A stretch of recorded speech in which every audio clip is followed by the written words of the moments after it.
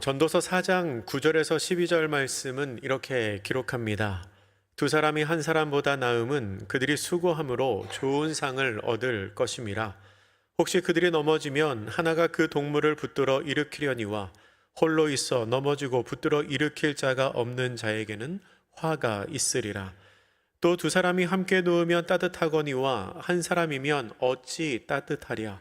한 사람이면 패하겠거니와 두 사람이면 맞설 수 있나니 세 겹줄은 쉽게 끊어지지 아니하느니라. 아멘.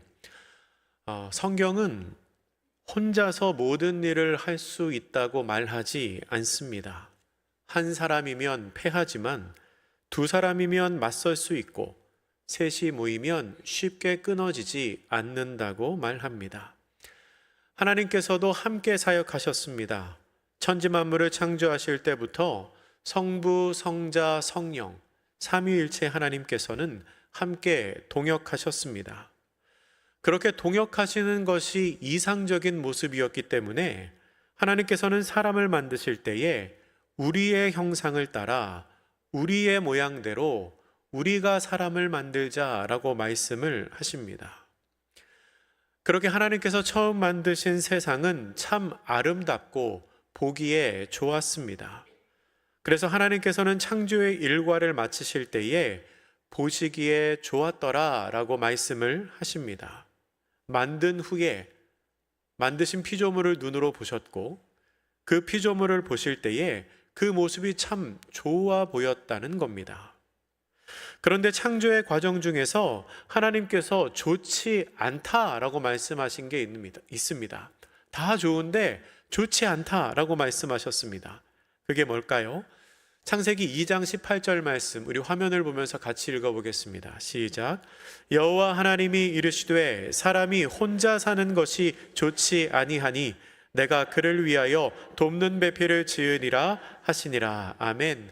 모든 것이 다 좋았던 창조의 과정 속에서 딱 하나 좋지 않았던 것은 사람이 혼자 있는 것이었습니다. 그래서 하나님께서는 그를 위하여 돕는 배필을 지으십니다. 그리고 비로소 하나님의 형상을 따른 온전한 사람이 완성됩니다. 다시 처음의 명제로 돌아가면 성경은 혼자서 모든 일을 할 수 있다고 말하지 않습니다. 예수님도 12명의 제자를 세워서 함께 사역하셨고요. 또한 사도 바울도 동역자와 함께 선교 여행을 떠났습니다. 한 사람이면 패하지만 두 사람이면 맞설 수 있고 셋이 모이면 쉽게 끊어지지 않습니다. 오늘 우리가 함께 읽은 출애굽기 18장 말씀은 동역의 중요성을 말해주는 아주 유명한 사건을 기록하고 있습니다. 출애굽한 이스라엘 민족은 홍해를 건넜습니다. 그리고 만나와 메추라기를 먹었습니다. 반석에서 물이 나오는 기적을 경험하기도 했습니다. 아말렉과 싸워서 이기기도 했습니다. 광야의 여정이 만만치는 않았지만 순간순간 기적의 하나님과 동행하는 이스라엘의 여정이었기 때문에 그 하나님만 잘 붙들면 이 험난한 광야 속에서도 이스라엘에게는 아무런 문제가 없을 것 같았습니다. 그런 때에 모세의 장인 이드로가 모세를 방문합니다. 모세와 만난 첫날은 하나님의 구원 역사를 이야기하고 하나님을 찬양하느라고 잘 몰랐는데 다음 날이 돼서 보니 뭔가가 좀 이상합니다. 모세를 보니까 모세가 이른 아침부터 늦은 저녁까지 수많은 백성들을 재판하는 일에 붙들려 있었던 겁니다. 출애굽 후 이스라엘 민족은 생존과 적응의 문제 때문에 정신이 없었을 겁니다. 그런데 시간이 지나서 광야의 삶에 어느 정도 적응이 되기 시작하고 어느 정도 그 상태가 안정이 되다 보니 그 안에서 갈등의 문제가 생기기 시작합니다. 갈등이 생겼을 때 시시비비를 가려야 하는데, 그런데 하나님의 뜻대로 판단하기 위하여 하나님의 뜻이 어디 있는지, 하나님의 생각이 어떠하신지가 궁금한데 그것을 알 수 있는 방법이 모세를 찾아가서 물어보는 것밖에 없었습니다. 이때는 이스라엘 민족이 아직 시내산에 도착하기 전입니다. 그러니까 십계명으로 대표되는 하나님의 율법을 받기 전이었습니다. 그래서 큰 일이든 작은 일이든 무엇이 하나님의 뜻에 합당한지를 알기 위해서는 모세를 찾아가서 물어볼 수밖에 없는 겁니다. 그런 까닭에 이스라엘 민족은 이른 아침부터 늦은 저녁까지 문제가 있는 사람들은 다 모세를 찾아와서 재판을 받았습니다. 그러한 상황을 보면서 이드로는 모세가 지금 하고 있는 그 일이 옳지 못하다라고 말합니다. 옳지 못하다. 이드로가 왜 그 일이 옳지 못하다고 말했을까요? 오늘 본문 18장, 출애굽기 18장 18절 말씀을 우리 같이 한번 읽겠습니다. 시작. 너와 또 너와 함께한 이 백성이 필경 기력이 쇠하리니 이 일이 내게 너무 중함이라 내가 혼자 할 수 없으리라. 아멘. 그렇게 하는 것은, 그렇게 모든 일을 모세 혼자서 감당하는 것은 모세도 그렇고 모세를 찾아오는 사람들에게도 기운이 빠지는 일이라는 겁니다. 이 일은 모세에게 너무 무거운 일이었습니다. 너무나 힘든 일이었습니다. 그러면 이 상황을 어떻게 바꿔야 하겠습니까? 이드로의 해결책은 이것이었습니다. 그 뒤에 나오는 21절과 22절 말씀입니다. 이 말씀도 같이 읽겠습니다. 시작. 너는 또 온 백성 가운데서 능력 있는 사람들 곧 하나님을 두려워하며 진실하며 불의한 이익을 미워하는 자를 살펴서 백성 위에 세워 천부장과 백부장과 50부장과 10부장을 삼아 그들이 때를 따라 백성을 재판하게 하라. 큰 일은 모두 내게 가져갈 것이요 작은 일은 모두 그들이 스스로 재판할 것이니 그리하면 그들이 너와 함께 담당할 것인즉 일이 내게 쉬우리라. 아멘. 이드로가 이렇게 하면 그 일이 너에게 쉬워질 것이다 라고 말합니다. 어떻게 해야 합니까? 길게 설명하지만 그 긴 설명을 두 단어로 줄이면 동역자를 세워라 이겁니다. 동역자를 세워라. 함께 일할 수 있는 사람, 함께 재판할 수 있는 사람을 세우라는 겁니다.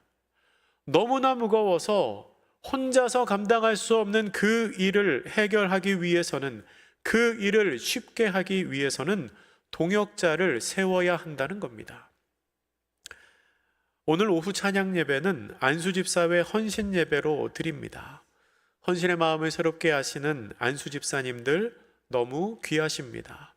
뿐만 아니라 이 시간 함께 예배하며 같이 헌신을 다짐하는 모든 성도님들이 참 귀하십니다. 우리 옆에 계신 분들과 이렇게 한번 인사할 수 있을까요? 당신의 헌신이 참으로 아름답습니다. 당신의 헌신이 참으로 아름답습니다. 아멘. 여러분의 헌신이 참으로 아름다우십니다. 이드로는요, 동역자를 세워야 한다고 말합니다. 그런데 그 동역자를 세울 때에 기준이 있습니다. 그 기준이 21절 말씀에 나오는데요. 그 기준의 전제가 되는 조건이 있는데 그게 뭔가 하면 능력 있는 사람을 뽑아야 한다는 겁니다. 능력 있는 사람. 이 능력 있는 사람을 뽑아야 한다는 말이 어떤 분들에겐 조금 불편하게 들리실지도 모르겠습니다. 이 진학과 취업의 계절을 지나오면서 아니 세상에서도 성적에 따라서 능력에 따라서 사람들을 줄 세우기 하는데 교회에서도 그렇게 하는 건가? 라고 생각하실 수 있겠지만 그게 아닙니다. 성경에 말하는 능력은요, 그런 능력이 아닙니다. 이 본문에서 말하는 능력 있는 사람은 지적이나 육체적인 기능이 다른 사람보다 더 뛰어난 사람을 말하는 게 아닙니다. 성경이 찾는 사람은 하나님의 거룩한 역사에 함께 참여할 선한 일꾼, 하나님의 뜻에 합당한 사람입니다. 여러분, 사실 진짜 능력은 하나님께 있습니다. 우리가 능력이 있어서 일을 하는 게 아닙니다. 우리가 헌신하고자 할 때 능력은 하나님이 주십니다. 하나님께 모든 능력이 다 있습니다. 사람에게 능력이 있어야 얼마나 있겠습니까? 능력은 하나님께 있지요. 우리는 무한하신 그 하나님의 능력을 빌려서 사용하는 사람들일 뿐입니다. 그러면 이도로가 말하는 능력 있는 사람은 어떤 사람을 말하는 것일까요? 그 기준을 우리가 살펴보려고 하는데요. 21절 말씀을 새 한글 성경 번역으로 같이 한번 읽어보겠습니다. 앞에 화면을 보시면서 같이 읽겠습니다. 시작.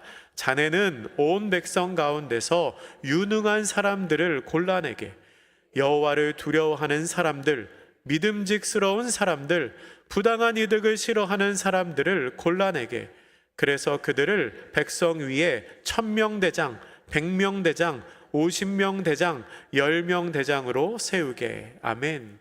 여러분, 성경이 말하는 능력 있는 사람, 유능한 사람은 어떤 사람입니까? 첫째는 여호와를 두려워하는 사람, 둘째는 믿음직스러운 사람, 셋째는 부당한 이득을 싫어하는 사람입니다. 여러분, 이것은 타고나는 재능이 아닙니다. 내가 열심히 노력하고 열심히 공부해서 얻어내야 하는 것도 아닙니다. 재산이 많이 있어야 할 수 있는 일도 아니지요. 하나님이 찾으시는 능력은 하나님을 두려워하고 진실하고 부당한 이득을 싫어하는 것인데, 여러분, 이건 그냥 쉽게 말하면 누구나가 할 수 있는 겁니다. 그게 여호와 앞에 능력이라는 겁니다. 바라기는 헌신을 다짐하는 모든 안수 집사님들이 하나님 앞에 이런 능력자, 이런 동역자가 되시기를 주님의 이름으로 부탁드립니다. 능력을 평가하는 세 가지의 기준은 관계성의 측면에서 볼 때 각각 하나님, 그리고 사람, 그리고 세상을 향하고 있습니다. 그러니까 하나님을 향하여는 하나님을 두려워하는 사람이 되어야 한다는 겁니다. 사람들을 향하여는 사람들 속에서 진실하고 믿음직스러운 사람이 되어야 한다는 겁니다. 그리고 세상 속에서는 부당한 이득을 싫어하는 그러한 진실한 사람이 되어야 한다는 겁니다. 먼저 나오는 하나님을 두려워하여 라는 이 말은 히브리어로 이르헤 엘로힘이라고 합니다. 이르헤는 두려워하다 라는 뜻 외에도 존경하다, 경외하다 라는 뜻이 있습니다. 그 의미를 가진 야레의 단순 능동형 분사인데요. 이 말은 하나님을 두려워하되 부정적인 측면에서의 공포가 아니라, 하나님께서 나를 막 해하실 것 같은 그런 공포가 아니라 존경과 신뢰를 바탕으로 한 절대자 앞에서의 마음가짐을 의미합니다. 그리고 이 단어가 분사형으로 쓰였다는 것은 그러한 두려움이, 그러한 경외가 단회적인 사건, 그러니까 한 번만 일어나는 것이 아니라 내 몸에 거룩한 습관으로 배어서 항상 경건한 마음으로 하나님을 바라보아야 한다는 것을 의미합니다. 이러한 마음 자세로 하나님을 경외하는 사람이 불의에 휩쓸리지 않고 거짓된 재판을 하지 않게 된다는 겁니다. 두 번째로 믿음직스러운 사람들이라는 말은 히브리어로 아느쉐 에메트라고 합니다. 이 에메트라는 말은 진리이신 하나님을 나타낼 때 쓰이는 단어입니다. 하지만 본문처럼 사람에게 적용할 때는 경고함, 확실함이라는 의미로 사용됩니다. 그래서 진실하여 신뢰할 만한 사람이라는 의미가 되지요. 이 에메트는 신실하다, 믿을만하다, 확실하다라는 뜻을 지닌 아만이라는 단어에서 유래했는데요. 여러분, 아만은 어디서 많이 들어보신 것 같지 않습니까? 우리가 늘 사용하는 아멘이라는 말, 진실로라는 이 말이 이 아만에서 나왔습니다. 결국 믿음직스러운 사람이라는 말은 인간 됨됨이가 거짓이 없고 모든 사람에게 신뢰를 줄 만한 신실하고 충성된 사람을 의미하는 것입니다. 그러한 사람이 공정한 재판을 할 수 있다는 거지요. 마지막으로 불의한 이익을 미워하는 자, 이것은 손해의 바차라고 합니다. 바차는 부당한 소득, 탈취, 약탈을 의미하는 단어입니다. 정당한 방법이나 정당한 노력이 아니라 강제로 타인에게서 빼앗거나 다른 사람을 속여서 빼앗은 재물을 의미하는 겁니다. 그것을 미워하는 사람이라는 거지요. 미워한다라고 할 때 손해에는 그 원형이 사내라고 하는데 증오하다, 적대시하다라는 뜻을 가지고 있습니다. 그러니까 그냥 싫어하는 정도가 아니라 증오하는 겁니다. 아주 싫어하는 거지요. 그렇게 부당하게 취한 소득이나 불법적인 재물을 용납하지 않고 오히려 그것을 혐오하고 멀리하는 사람, 그러한 사람이 하나님 앞에서 올바른 재판을 할 수 있는 사람이 된다는 것입니다. 출애굽기 23장 8절은 이렇게 기록합니다. 너는 뇌물을 받지 말라. 뇌물은 밝은 자의 눈을 어둡게 하고 의로운 자의 말을 굽게 하느니라. 그러니까 이러한 불이한 이익을 미워해야 공정한 재판을 할 수 있고 하나님의 편에 서서 일할 수 있다는 겁니다. 다시 한번 정리하면 주의 일을 나눠 할 동역자가 되기 위해서는 먼저는 하나님을 두려워하는 사람이 되어야 하고 또한 사람들 사이에서 진실하고 믿음직스러운 사람이 되어야 하며 세상 속에서는 불의한 이득을 미워하는 사람이 되어야 합니다. 그러한 사람이 하나님의 뜻에 합당하게 재판을 할 수 있는 사람이고 그러한 사람이 주의 일을 감당할 수 있는 사람이라는 겁니다. 그리고 성경은 그러한 사람을 능력 있는 사람이라고 부릅니다. 하나님을 두려워하는 사람이 능력 있는 사람입니다. 진실한 사람이 능력 있는 사람입니다.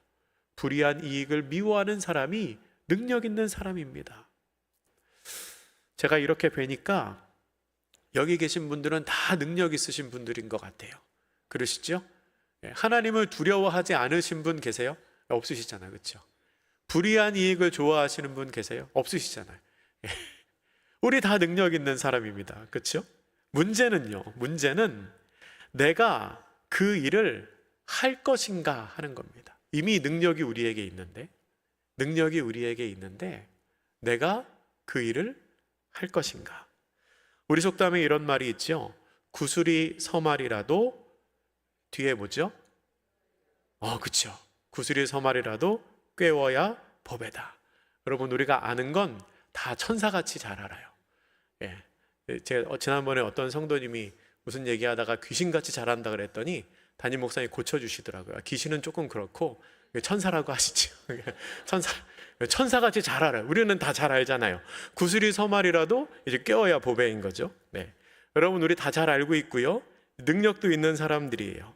그런데 그러면 그런 우리가 이 한영교회에서 신앙생활을 하니까 내가 있는 이곳이 그냥 다 좋아질까요? 그냥 다 모든 일이 잘 될까요? 그거는 아니라는 겁니다. 안타깝지만 그건 아닙니다. 우리 본문의 22절 말씀을 다시 한번 읽어보겠습니다. 22절입니다. 시작. 그들이 때를 따라 백성을 재판하게 하라. 큰 일은 모두 내게 가져갈 것이요 작은 일은 모두 그들이 스스로 재판할 것이니 그리하면 그들이 너와 함께 담당할 것인즉 일이 내게 쉬우리라. 아멘. 여러분, 이드로가 지금 이 말을 왜 하고 있는지를 기억하십니까? 이드로가 이 말을 모세에게 왜 하고 있지요? 모세가 힘들어서 이 얘기하고 있습니다. 그렇죠? 모세가 힘드니까, 모세가 일이 너무 많으니까, 그 일이 너무 무거우니까 이 이야기를 하고 있는 거죠.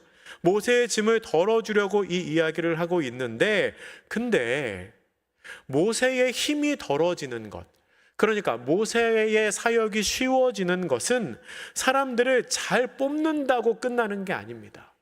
사람들을 잘 세운다고 끝나는 게 아닙니다. 중요한 게 있습니다. 뭐지요? 그리하면 그들이 너와 함께 담당할 것인즉 일이 내게 쉬우리라. 뽑은 그 사람이 일을 담당해야 된다는 거죠. 뽑은 그 사람이 그 일을 담당해야, 그 일을 감당해야, 각자의 역할을 잘 수행해야 일이 쉬워진다는 겁니다. 제가 얼마 전에, 작년인 것 같아요, 이 20대 직장인과 함께 일하는 방법을 찾느라 회사들이 고민하고 있다라는 기사를 봤습니다. 신문 기사입니다. 나이가 조금 있고 직급이 있는 직장인 분들에게 3요주의보가 내렸다 이렇게 나오더라고요. 3요, 이게 무슨 말이냐면 물론 일부 직장인들에게 해당되는 얘기일 것입니다. 업무 지시를 하면 세 가지의 요는 이제 물음표 말하는 겁니다. 되돌아온다는 겁니다. 삼요가 뭔지 아세요? 삼요는 이걸요, 제가요, 왜요? 요겁니다. 이게 삼요. 그러니까 누구누구씨 이것 좀 해주세요. 그럼요, 이걸요? 제가요? 왜요? 이렇게 물어본다는 거죠. 잘 상상이 안 가실 수도 있는데 어떤 분이 실제로 그렇게 얘기하시더라고요. 그 사무실에 복사용지가 떨어져서 누구누구씨 복사용지 좀 채워주세요. 제가요? 왜요? 이렇게 물어본다는 겁니다. 그러니까 내가 할 일이 아닌 것 같은데 왜 나를 시키느냐는 거죠. 최근에는 하나가 더 늘었습니다. 사요가 됐어요. 하나는 뭐냐면 지금요? 이렇게 지금요? 물론 부당한 업무 지시는 없어야 되겠죠. 근데 아무리 훌륭한 인재를 뽑아도 요새 취업이 얼마나 어렵습니까? 거기 취업해서 들어간 사람들 얼마나 똑똑한 사람들이겠습니까? 근데 아무리 훌륭한 인재를 뽑아도 함께 담당하지 않으면 아무런 소용이 없습니다. 여러분, 공동체가 건강하게 세워지기 위해서는 함께 담당해야 합니다. 말씀을 정리하겠습니다. 사랑하는 성도 여러분, 우리는 하나님을 향하여는 하나님을 두려워하는 사람이 되어야 하고, 또한 사람들 속에서는 진실하고 믿음직스러운 사람이 되어야 합니다. 그리고 세상 속에서는 부당한 이득을 싫어하는 사람이 되어야 합니다. 성경은 그런 사람이 능력 있는 사람이라고 말합니다. 그렇게 능력 있는 사람이 될 때 주님께서 맡기신 일을 감당할 수 있습니다. 하나님의 일은 특별한 신분이나 특별한 능력을 가진 한 명의 사람이 감당하는 것이 아닙니다. 하나님의 일은 하나님의 백성이 다 함께 지혜를 모으고 다 함께 능력을 모으고 다 함께 동역함으로 말미암아 하나하나 완성해 가는 것입니다. 아무리 힘들고 아무리 어려운 짐도 나누어지면 쉽고 가볍게 질 수 있습니다. 그리고 그것이 하나님께서 기뻐하시는 모습입니다. 갈라디아서 2장 6절 말씀은 이렇게 말씀합니다. 우리 마지막으로 같이 한번 읽지요. 시작. 너희가 짐을 서로 지라. 그리하여 그리스도의 법을 성취하라. 아멘. 짐을 나누어 지는 것이 그리스도의 법을 성취하는 길입니다. 여러분, 우리 한영교회가 얼마나 아름다운 공동체입니까? 너무 아름다운 성전에 너무 아름다운 성도님들이 함께 계시지 않습니까? 누가 이 교회를 위하여 수고해야겠습니까? 바라기는 우리 교회에 사요가 없기를 축복합니다. 누군가가 뭘 부탁하시면 이걸요? 제가요? 왜요? 지금요? 그러는 게 이거 외우시는 거 아니에요? 잘 따라 하시는데 그게 아니고 제가 하겠습니다. 제가 해야지요. 제가 감당해야지요. 그렇게 말씀하실 수 있기를 축원합니다. 주님의 몸된 한영교회에 함께 한영교회의 사역을 함께 담당하는 우리 안수 집사님들 그리고 모든 성도님들 되시기를 주님의 이름으로 부탁드립니다. 기도하겠습니다. 사랑의 하나님, 이곳에 참 아름다운 교회 한영교회를 세우시고 저희로 주님의 몸된 이 교회를 함께 섬기고 세워가게 하시니 참 감사합니다. 저희로 하나님을 두려워하고 진실한 사람이 되어서 주님께서 쓰시기에 합당한 능력 있는 사람들 되게 하여 주시옵소서. 특별히 오늘 헌신을 다짐하는 안수 집사님들이 그런 일꾼들 되게 하여 주시고 함께 주님의 공동체를 담당하는 사람들 되게 하여 주시옵소서. 감사드리며 예수님의 이름으로 기도드립니다. 아멘.